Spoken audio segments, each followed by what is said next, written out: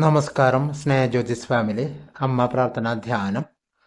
നമുക്കിന്ന് ഭഗവാൻ നൽകുന്ന മെസ്സേജ് എന്താണെന്ന് നോക്കാം. ആ ഒരു മെസ്സേജ്, ആ സന്ദേശം, കൃഷ്ണ സന്ദേശം നമുക്ക് സ്വീകരിച്ച് നമ്മുടെ ജീവിതത്തിൽ പടിപടിയായി മുന്നേറാനുള്ള വഴികൾ തുറക്കാം. ഇത് ഭഗവാൻ നമുക്കായി നൽകുന്ന ഒരു അനുഗ്രഹമാണ്. നമ്മുടെ ജീവിതത്തിൽ വരുത്തേണ്ട കൊച്ചു കൊച്ചു മാറ്റങ്ങൾ, അതാണ് ഈ സന്ദേശത്തിൽ കൂടെ ഭഗവാൻ നൽകുന്നത്. ഇന്നത്തെ സന്ദേശം എന്താണെന്ന് നോക്കാം. 2 കാർഡാണ് നമ്മളിപ്പോൾ എടുക്കാറ്. മുൻപ് ഒരു കാർഡാണ് എടുത്തിരുന്നത്, ഇപ്പോൾ 2 കാർഡ് എടുക്കുന്നുണ്ട്. 2 കാർഡിൽ ഏത് കാർഡാണോ ഭഗവാൻ ഏത് രീതിയിലാണ് സന്ദേശം തരുന്നത് അത് നമുക്ക് സ്വീകരിക്കാം. ഓം നമോ നാരായണായ. ഓം നമോ ഭഗവതേ വാസുദേവായ. ഓം നമോ നാരായണായ. ഫ്ലോ വിത്ത് ദ റിതം എന്നാണ് ഭഗവാൻ പറയുന്നത്. ഇനി ഒരു കാർഡും കൂടി നമുക്ക് എടുക്കാം. പ്രൊട്ടക്ഷൻ ഉണ്ട് എന്നുള്ളതും നമുക്ക് സൂചിപ്പിക്കും. Flow with the rhythm. അപ്പോൾ 2 കാർഡുകളും കറക്റ്റ് കാർഡുകളാണ്. നിങ്ങളിത് കണ്ടിട്ട് നിങ്ങളുടെ മനസ്സിൽ എന്താണ് വരുന്നത് എന്ന് നോക്കുക കേട്ടോ, ഒന്ന് ചിന്തിക്കുക. കാരണം ഭഗവാൻ ഓരോരുത്തർക്കും ഓരോ രീതിയിലാണ് അവരുടെ ഉള്ളിലേക്കുള്ള സന്ദേശം കൊടുക്കുക. ഇപ്പോൾ ആദ്യത്തെ ഒരു സന്ദേശം ഫ്ലോ വിത്ത് ദ റിതം എന്നാണ്. അത് ഒഴുക്കിനനുസരിച്ച് നീങ്ങാന്നുള്ള രീതിയിൽ. മറ്റേത് പ്രൊട്ടക്ഷൻ എന്നുള്ളതാണ്. നമുക്കിനി ഇവിടെ താഴെ എന്താ എഴുതിയിരിക്കുന്നത്? Allow all the things to take their rightful position on their own so that they can together produce the same effect. Do not judge anything but flow with the tide. ഇതാണ് flow with the റിതംത്തിൽ ഉള്ള സന്ദേശത്തിന്. Protection എന്താണെന്ന് പറയുന്നത്. Protection. Have faith, wait and rejoice for you are directly under the loving care and protection of the Supreme Lord himself. അപ്പോൾ ഇതിൽ പറയുന്നത് എന്താണെന്ന് നോക്കുക. നിങ്ങളുടെ മനസ്സിൽ എന്താണ് വന്നത്?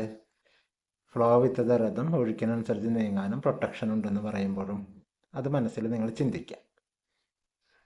എനിക്ക് മനസ്സിൽ വരുന്നതാണ് ഞാൻ പറയുന്നത് കേട്ടോ. ഏകദേശം ഐഡിയ വെച്ചിട്ട് എഴുത്ത് ഇതിലെ മെസ്സേജ് കണ്ടിട്ട് അപ്പം നിങ്ങളുടെ മനസ്സിലും വരും ഒരു സന്ദേശം.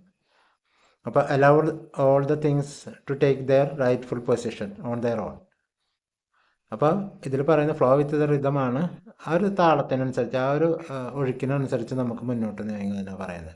എന്നിട്ട് എന്താണ്, ഓരോ കാര്യങ്ങൾക്കും അതിൻ്റേതായ പൊസിഷൻ, അതിൻ്റേതായ ആ ഒരു കാര്യങ്ങൾ അവരുടേതായ തീരുമാനങ്ങളിൽ, അല്ലെങ്കിൽ ആ കാര്യങ്ങൾ അതിൻ്റെ റിസൾട്ട് ഉണ്ടാക്കട്ടെ, നമ്മളായിട്ട് അതിൽ ഇടപെടേണ്ടെന്നാണ് പറയുന്നത്. So that they can together produce the same effect കേട്ടോ. അപ്പോൾ അതെന്താ വെച്ചാൽ പ്രപഞ്ചം അല്ലെങ്കിൽ യൂണിവേഴ്സ് അല്ലെങ്കിൽ ഭഗവാൻ എല്ലാം അതിൻ്റേതായ രീതിയിൽ അറേഞ്ച് ചെയ്തിട്ട് നമുക്കുള്ള നല്ല റിസൾട്ടിന് വേണ്ടിയിട്ടുള്ള തയ്യാറാക്കിയിട്ടുണ്ട്. നമ്മൾ കുറച്ച് ധൃതി കൂട്ടിയിട്ട് എപ്പോഴും നാളത്തെ കാര്യങ്ങൾ ആലോചിച്ച്, ഇന്നത്തെ കാര്യമല്ല, നാളത്തെയും മറ്റന്നാളത്തെയും അടുത്ത മാസത്തെയും കാര്യങ്ങൾ ആലോചിച്ച് നമ്മൾ അല്പം ധൃതി കൂട്ടും. അപ്പം നമ്മളെന്താണ്, ഭഗവാൻ അറേഞ്ച് ചെയ്ത് വെച്ചിരിക്കുന്ന ആ ഒരു റിതം ആ ഒരു താളം നമ്മൾ തെറ്റിച്ചിട്ട് നമ്മൾ അതിൻ്റെ ഇടയിൽ കയറാണ്. അഭിമന്യു മറ്റേ പത്മവ്യൂഹത്തിൽ കയറിയ പോലെ ഇത്തിരി ധൃതി കൂടി അതാണ് പ്രശ്നം. ഒരു ഉദാഹരണം പറഞ്ഞതാണ് കേട്ടോ. അപ്പോൾ നമ്മൾ ആ ഒരു പ്രപഞ്ചം ഒരുക്കിയിട്ടുള്ള ഒരു താളത്തിനനുസരിച്ച്, അതിൻ്റേതായ റിതം അനുസരിച്ച് നീങ്ങുമ്പോൾ എല്ലാം their own so that they can together produce the same effect.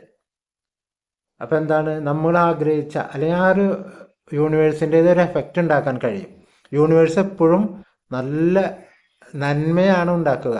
നമ്മളൊന്ന് സമയം കൊടുത്തു കഴിഞ്ഞാൽ നന്മയാണ് നമ്മുടെ ജീവിതത്തിൽ ഉണ്ടാക്കുക. നമ്മുടെ ജീവിതത്തിലേക്ക് തിരിഞ്ഞു നോക്കിയാൽ നമുക്കറിയാം. പക്ഷെ നമ്മൾ ധൃതി കൂട്ടിയിട്ട് നമ്മൾ ആ താളം തെറ്റിച്ച് ഉള്ളിൽ കയറിയിട്ടുണ്ടെങ്കിൽ, ഒരു ഓർഡർ തെറ്റിച്ചിട്ട് നമ്മൾ ഉള്ളിൽ കയറിയിട്ടുണ്ടെങ്കിൽ നമ്മൾ യൂണിവേഴ്സിനെയോ ദൈവത്തിനോ കുറ്റം പറഞ്ഞിട്ട് കാര്യമില്ല. നമ്മൾ സാധാരണ അതാണ് ചെയ്യുന്നത്. ആ ദൈവം തരുന്ന ആ രീതികളിൽ കൂടെ അതിൻ്റെ താളത്തിനനുസരിച്ച് പോകാൻ ശ്രമിക്കാതെ, നമ്മുടെ സ്ഥിതിവിശേഷങ്ങൾ കൊണ്ടാണ്, നമ്മുടെ മാനസികാവസ്ഥ കൊണ്ടാണ്, നമ്മുടെ കുടുംബത്തെ ആലോചിച്ചിട്ടുള്ള ആ ഒരു ധൃതിയാണ്, കുടുംബത്തിനെ രക്ഷപ്പെടുത്താനുള്ള ധൃതിയാണ്. ഏതൊരു വ്യക്തിയാണെങ്കിലും ശരി, കുടുംബത്തെ സ്നേഹിക്കുന്ന അവർ ആ താളം, യൂണിവേഴ്സൽ താളം, റിതം തെറ്റിച്ച് ധൃതി കൂട്ടി മുന്നോട്ട് പോകുന്നുണ്ടെങ്കിൽ, തിരക്ക് പിടിച്ചിട്ട്, അത് ആ കുടുംബത്തിന് വേണ്ടിയിട്ടാണ്. അവിടെയാണ്. പക്ഷെ ഭഗവാൻ പറയുന്ന, ഭഗവാന്റെ ഒരു പ്രൊട്ടക്ഷൻ ഉണ്ടെന്നാ. Have faith, wait and rejoice for you are directly under the loving care and protection of the supreme lord himself എന്ന് പറഞ്ഞിരിക്കുന്നത്. ശരിക്കും ദൈവം തന്നെ സ്വയം നിങ്ങളെ പ്രൊട്ടക്റ്റ് ചെയ്യുന്നുണ്ട്. അപ്പോൾ ഹാവ് ഫെയ്ത്ത്, നമ്മൾ വിശ്വാസത്തിൽ കൂടെ ധൃതി കൂട്ടാതെ, അത് നമ്മുടേതായ മനുഷ്യൻ്റെ മനസ്സുകൊണ്ട് ചിന്തിച്ച് ധൃതി കൂട്ടണ്ട എന്നാണ് ഭഗവാൻ എന്ന് പറയുന്നത് കേട്ടാ.